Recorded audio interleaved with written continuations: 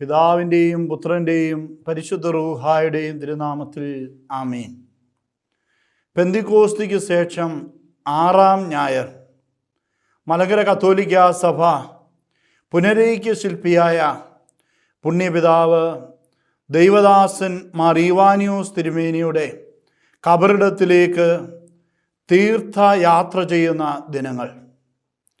വരുന്ന വെള്ളിയാഴ്ച വൈകിട്ട് പദയാത്രാ സംഗമവും ശനിയാഴ്ച രാവിലെ ഓർമ്മ പെരുന്നാളും കൊണ്ടാടുന്ന മലങ്കരയുടെ മഹാസംഗമം. ഇന്ന് തിരുസഭ നമ്മുടെ വിചിന്തനത്തിനായി നൽകുന്ന സുവിശേഷ ഭാഗം വിശുദ്ധ ലൂക്കായുടെ സുവിശേഷം 15-ാം അധ്യായം 1 മുതൽ 7 വരെയുള്ള തിരുവചനങ്ങളാണ്. ചുങ്കക്കാരും പാപികളുമെല്ലാം അവൻ്റെ വാക്കുകൾ കേൾക്കാൻ അടുത്തു വന്നുകൊണ്ടിരുന്നു. ഫരീസേയരും നിയമജ്ഞരും പിറുപിറുത്തു, ഇവൻ പാപികളെ സ്വീകരിക്കുകയും അവരോടുകൂടെ ഭക്ഷണം കഴിക്കുകയും ചെയ്യുന്നു. അവൻ അവരോട് ഈ ഉപമ പറഞ്ഞു, നിങ്ങളിൽ ആരാണ് തനിക്ക് 100 ആടുകളുണ്ടായിരിക്കെ അവയിൽ 1 നഷ്ടപ്പെട്ടാൽ 99നെയും മരുഭൂമിയിൽ വിട്ടിട്ട് നഷ്ടപ്പെട്ടതിനെ കണ്ടുകിട്ടുവോളം തേടിപ്പോകാത്തത്? കണ്ടുകിട്ടുമ്പോൾ സന്തോഷിച്ച് അതിനെ തോളിലേറ്റുന്നു. വീട്ടിലെത്തുമ്പോൾ അവൻ കൂട്ടുകാരെയും അയൽവാസികളെയും വിളിച്ചുകൂട്ടി പറയും, നിങ്ങൾ എന്നോടുകൂടെ സന്തോഷിക്കുവീൻ, എൻ്റെ നഷ്ടപ്പെട്ട ആടിനെ കണ്ടുകിട്ടിയിരിക്കുന്നു. അതുപോലെ തന്നെ അനുതാപം ആവശ്യമില്ലാത്ത 99 നീതിമാന്മാരെ കുറിച്ച് എന്നതിനേക്കാൾ അനുതപിക്കുന്ന ഒരു പാപിയെക്കുറിച്ച് സ്വർഗത്തിൽ കൂടുതൽ സന്തോഷമുണ്ടാകും എന്ന് ഞാൻ നിങ്ങളോട് പറയുന്നു. ദൈവമേ, സ്തുതി നിനക്ക് യോഗ്യമാകുന്നു. ബാരിക്കുമോർ. സുവിശേഷങ്ങളുടെ സുവിശേഷം എന്നാണ് ലൂക്കായുടെ സുവിശേഷം 15-ാം അധ്യായം അറിയപ്പെടുന്നത്.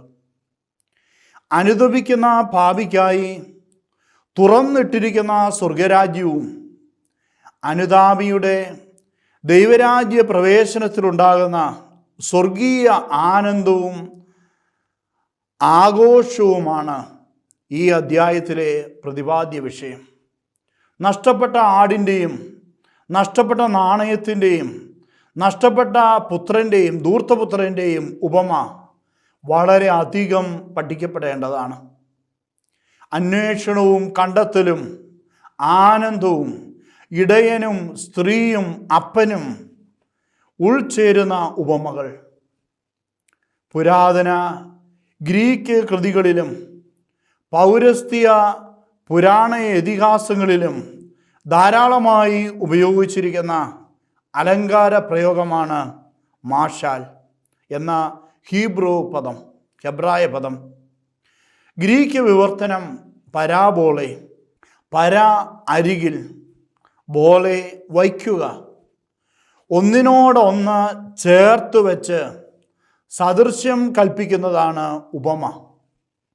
ശരിയായ അർത്ഥത്തിൽ സാദൃശ്യ വിവരണം ഒരു കഥയുടെ രൂപം പ്രാപിക്കുന്നതാണ് ഉപമ.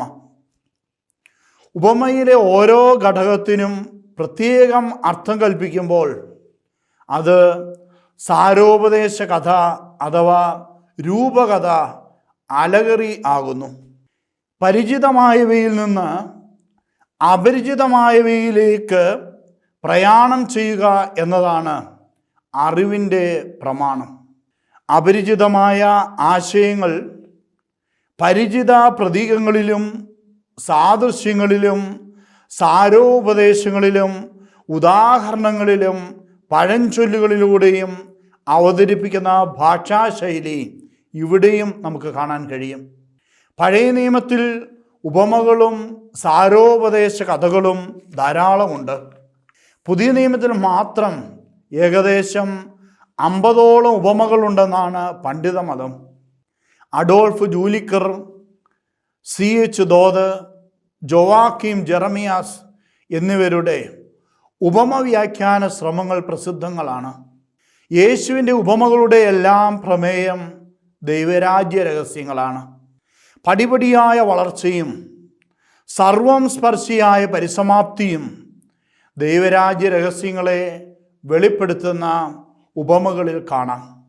കേൾവിക്കാർക്ക് എളുപ്പം മനസ്സിലാകുന്നതും കണ്ണുണ്ടായിട്ടും കാണാൻ കൂട്ടാക്കാത്തവരുടെ ഹൃദയ കാഠിന്യത്തിൻ്റെ ആധിക്യം തുറന്നു കാട്ടുന്നതുമാണ് ഉപമകൾ. ഇടറിപ്പോകുന്നവരെക്കുറിച്ചുള്ള ഉത്കണ്ഠയും അനുതാപിയോടുള്ള ദൈവസ്നേഹവും ചിത്രീകരിക്കപ്പെടുന്ന ഇന്നത്തെ വിചിന്തനം നഷ്ടപ്പെട്ട ആടിൻ്റെ ഉപമയാണ്.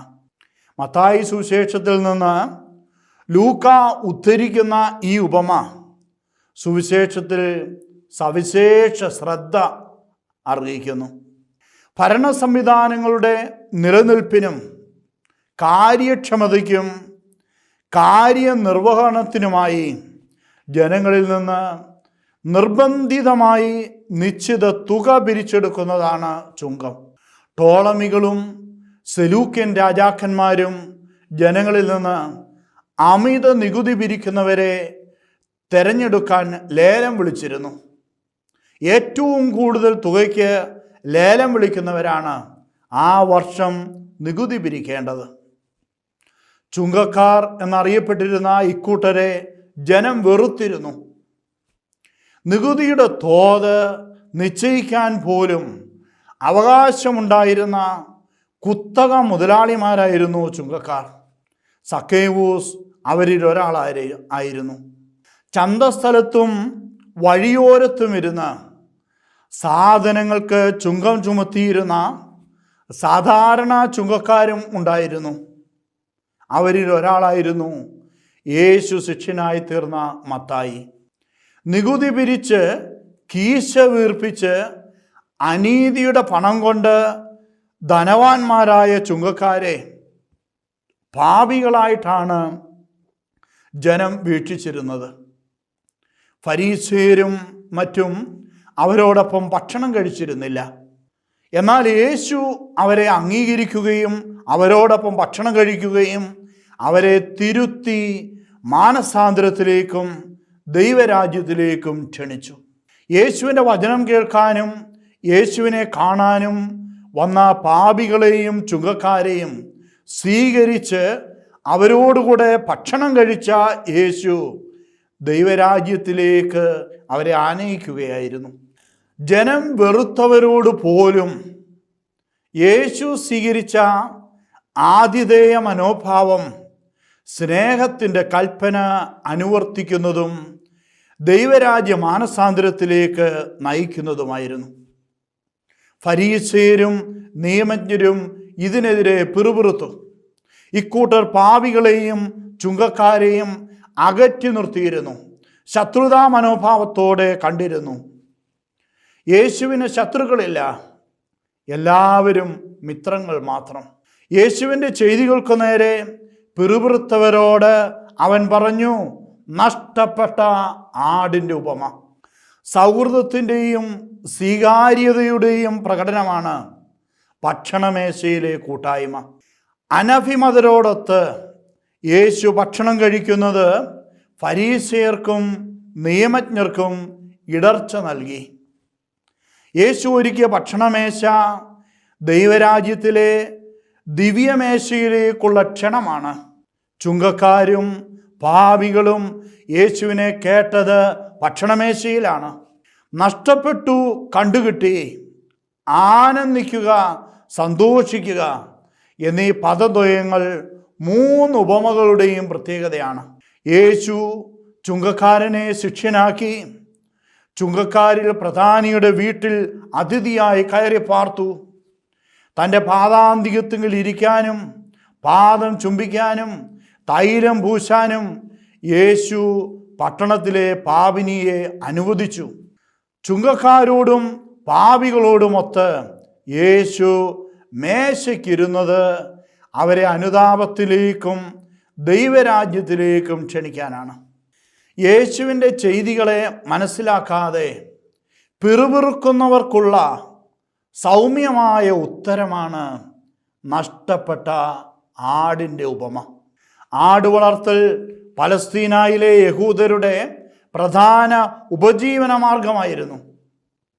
ചെമ്മരിയാടുകളെയും കോലാടുകളെയും അവർ വളർത്തിയിരുന്നു. ഒരാളുടെ ധനസ്ഥിതി നിർണയിച്ചിരുന്നത് ആടുകളുടെ എണ്ണം അനുസരിച്ചാണ്. ഈ ഉപമയിലെ ഇടയൻ 100 ആടുകളുള്ള ഒരു സമ്പന്നനാണ്. തങ്ങളുടെ ജീവിതം മുഴുവൻ ആടുകൾക്കായി ചെലവഴിച്ചിരുന്നവരാണ് ഇടയന്മാർ. ആടുകളെപ്പറ്റി അജഗണം, ആട്ടിൻപറ്റം, ആട്ടിൻകൂട്ടം എന്നീ പദങ്ങളാണ് ബൈബിൾ ഉപയോഗിക്കുന്നത്. ആടുകളെ കൊണ്ട് മേച്ചിൽപ്പുറങ്ങൾ തേടിപ്പോയിരുന്ന സ്ഥിരതാമസമില്ലാത്ത ഇടയന്മാർ ആടുകൾക്ക് തീറ്റ, വെള്ളം, സങ്കേതം, ശത്രുക്കളിൽ നിന്ന് സംരക്ഷണം എന്നിവ ഒരുക്കിയിരുന്നു. ആടുകൾ ഇടയനെ അറിഞ്ഞിരുന്നു. ഇടയൻ ആടുകളെ പേര് ചൊല്ലി വിളിച്ചിരുന്നു. യജമാനനല്ലാത്തവരെ ആടുകൾ ശ്രദ്ധിച്ചിരുന്നില്ല. പ്രതികൂല കാലാവസ്ഥകളിൽ ആടുകളെ ഗുഹയിൽ പാർപ്പിച്ച് ഇടയന്മാർ കാവലിരുന്നിരുന്നു. മുറിവേറ്റ ആടുകളെ വെച്ചുകെട്ടി പ്രത്യേക പരിഗണന നൽകിയിരുന്നു.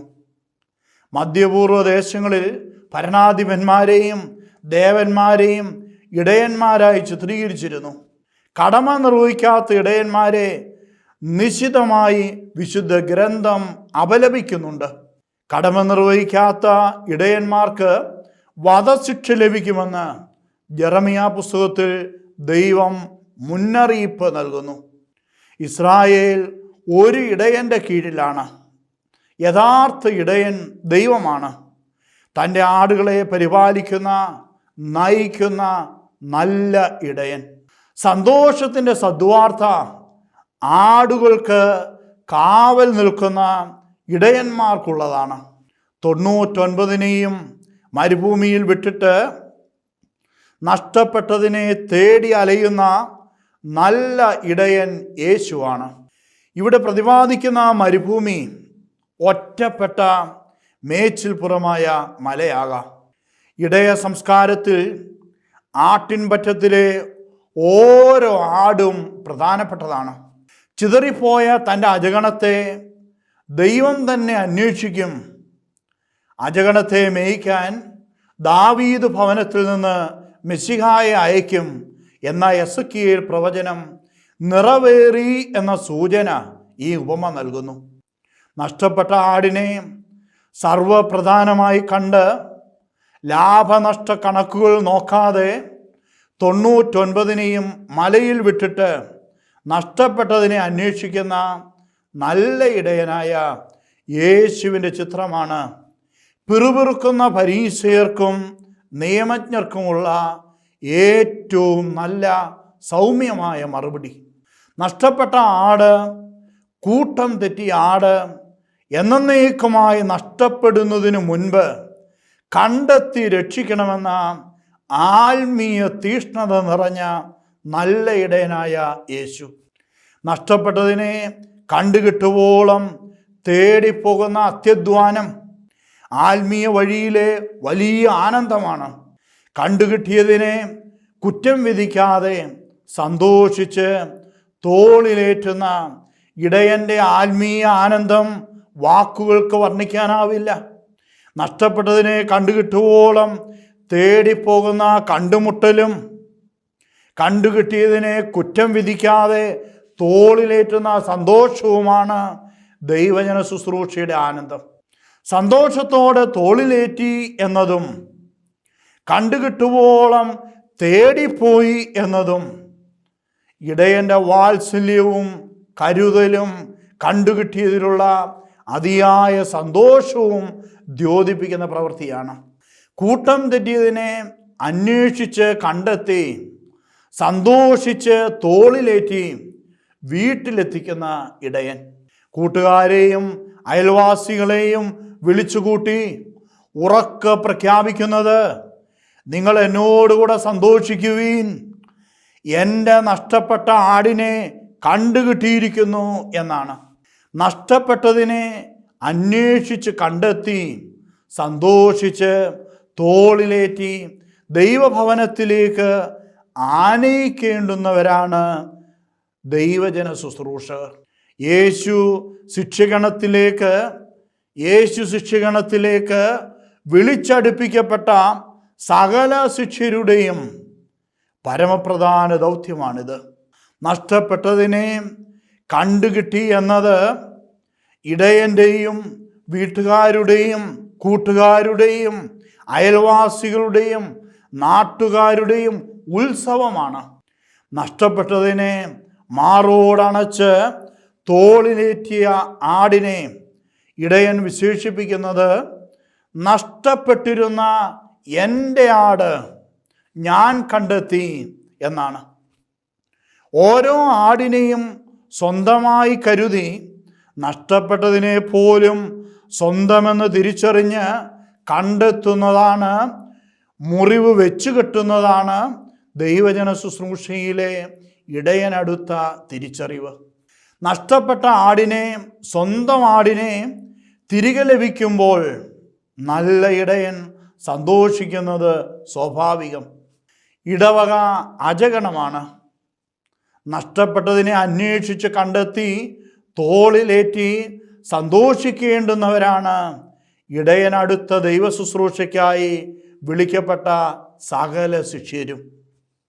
അന്വേഷണവും കണ്ടെത്തലും തോളിലേറ്റുന്നതും മുറിവുണക്കുന്നതും വീട്ടിലേക്ക് കൊണ്ടുവരുന്നതും കൂട്ടുകാരെയും അയൽക്കാരെയും വിളിച്ചുകൂട്ടി സന്തോഷിക്കുന്നതും കൂട്ടായ്മയുടെ ബലമാണ്. പിറുപിറുപ്പില്ലാത്ത സമൂഹത്തിൻ്റെ തനതായ ശൈലിയാണ്. യേശുവിൻ്റെ സ്നേഹം എന്ന കൽപ്പനയുടെ അനുവർത്തനം കണ്ട് ശത്രുക്കളെ പോലും മിത്രങ്ങളാക്കുന്ന ആതിഥേയ മര്യാദ കണ്ട് അസ്വസ്ഥത പൂണ്ട് പിറുപിറുത്തവർക്കുള്ള സന്മാർഗിക പാഠമാണ് നഷ്ടപ്പെട്ട ആടിൻ്റെ ഉപമ. ഉപമയുടെ സന്മാർഗിക പാഠം യേശു വ്യക്തമാക്കി. അനുതാപം ആവശ്യമില്ലാത്ത 99 നീതിമാന്മാരെക്കാൾ അനുതപിക്കുന്ന ഒരു പാപിയെ പ്രതി സ്വർഗത്തിൽ ആനന്ദമുണ്ടാകും. സ്വർഗത്തിൽ ആനന്ദമുണ്ടാകേണ്ടതിന്, ദൈവം ആനന്ദിക്കേണ്ടുന്നതിന്, സ്വർഗവാസികൾ ആനന്ദിക്കേണ്ടുന്നതിന് നഷ്ടപ്പെട്ടതിനെ തേടിപ്പോകുന്നതാണ് ദൈവജന ഇടയ ശുശ്രൂഷ. നഷ്ടപ്പെട്ടതും വിലപ്പെട്ടതായി എണ്ണുന്ന ആ ദൈവത്തിന് ആരും അപ്രധാനരല്ല, ആരും അന്യരല്ല. എല്ലാവരും വിലപ്പെട്ടവരും വേണ്ടപ്പെട്ടവരുമാണ്. അകന്നു പോകുന്നവർ പോലും അവന് വിലപ്പെട്ടവരാണ്. ഇടയ ശുശ്രൂഷയുടെ മർമ്മം അജഗണത്തിലെ ഈ സമത്വഭാവനയാണ്, സ്വന്തമെന്ന ചിന്തയാണ്. അകന്നു പോകുന്ന ഓരോരുത്തരെയും ദൈവം വ്യഗ്രതയോടെ അന്വേഷിക്കുന്നു. പാപി അനുതപിച്ച് തിരിച്ചെത്തുമ്പോൾ സ്വർഗത്തിൽ വലിയ വിരുന്നാണ്, ആനന്ദത്തിൻ്റെ വിരുന്ന്. അനുതാപത്തിലേക്ക് യേശു ക്ഷണിച്ച ചുങ്കക്കാരനും പാപിക്കും നഷ്ടപ്പെട്ട് വീണ്ടു കിട്ടിയതിനും നഷ്ടപ്പെടാത്തതിനും മേശയൊരുക്കി ദൈവരാജ്യ വിരുന്നിലേക്ക് ക്ഷണിക്കുന്നവനാണ് നല്ല ഇടയനായ യേശു. നഷ്ടപ്പെട്ടതിനെ അന്വേഷിച്ച് കണ്ടെത്താനാണ് മനുഷ്യപുത്രൻ വന്നിട്ടുള്ളത്. തങ്ങൾക്ക് ചുറ്റിനും നിൽക്കുന്നവർക്ക് പരവതാനി വിരിക്കാനുള്ളതല്ല ഇടയ ശുശ്രൂഷ. മറിച്ച് നഷ്ടപ്പെട്ടതിനെ അന്വേഷിച്ചിറങ്ങാനും തേടിപ്പോകാനും കണ്ടെത്താനും തോളിലേറ്റാനും വീട്ടിലേക്ക് കൊണ്ടുവരാനും മുറിവുകൾ വെച്ച് കെട്ടാനും സന്തോഷിക്കാനും കൂട്ടുകാരെയും അയൽക്കാരെയും വിളിച്ചുകൂട്ടി ഉത്സവ പ്രതീതിയോടെ ആനന്ദിക്കാനുമുള്ളതാണ് ദൈവരാജ്യത്തിൻ്റെ ഇടയ ശുശ്രൂഷ. അത്ര എളുപ്പമല്ലാത്ത ഈ ഇടയ ശുശ്രൂഷ ഇന്ന് പലർക്കും അന്യമായിരിക്കുന്നു എന്നതാണ് ഇടവക ശോഷണത്തിൻ്റെയും ദൈവജന ശോഷണത്തിൻ്റെയും നിദാനം. നഷ്ടപ്പെടാത്ത 99 നീതിമാന്മാരോടൊപ്പം ഇടയനായി തുടരുക എളുപ്പമാണ്, സുഖകരമാണ്. നഷ്ടപ്പെട്ടതിനെ തേടിയിറങ്ങുക ക്ലേശകരമാണ്, പിറുപിറുപ്പ് ഏറ്റുവാങ്ങേണ്ടുന്നതാണ്. തേടിപ്പോകുന്ന ത്യാഗം ആവശ്യപ്പെടുന്നതാണ്. മറക്കുന്നതും ക്ഷമിക്കുന്നതും എളിമപ്പെടുന്നതുമായ കണ്ടുമുട്ടലിൻ്റേതാണ്. സ്വയം വ്യയം ചെയ്ത് മുറിവുകൾ വെച്ചു കിട്ടുന്നതും തോളിലേറ്റി ഭാരം വഹിക്കുന്നതും വീട്ടിലെത്തിച്ച് വാത്സല്യം നൽകി പരിപാലിക്കുന്നതും സ്വന്തം സുഖസൗകര്യങ്ങൾ ഉപേക്ഷിക്കുന്നതും കൂട്ടുകാരെയും അയൽക്കാരെയും വിളിച്ചുകൂട്ടി സന്തോഷിക്കുന്ന ആഘോഷവുമാണ്. ക്രൈസ്തവ ദൈവരാജ്യ ശുശ്രൂഷ നല്ല ഇടയനടുത്ത ശുശ്രൂഷയാണ്. നമുക്ക് ഓരോരുത്തർക്കും നഷ്ടപ്പെട്ട ആടിൻ്റെ ഉപമ നൽകുന്ന കരുതലിൻ്റെ ഈ ഇടയ ശുശ്രൂഷയെ സ്വന്തമാക്കി ദൈവരാജ്യം വിപുലീകരിക്കാം. പുനരീക്കം നൽകുന്ന സന്ദേശവും ദൈവദാസനായ മാർ ഈവാനിയോസ് തിരുമേനി നൽകുന്ന ഇടയ സന്ദേശവും ഇതുതന്നെയാണ്. പിതാവിൻ്റെയും പുത്രൻ്റെയും പരിശുദ്ധ റൂഹായുടെയും തിരുനാമത്തിൽ ആമീൻ.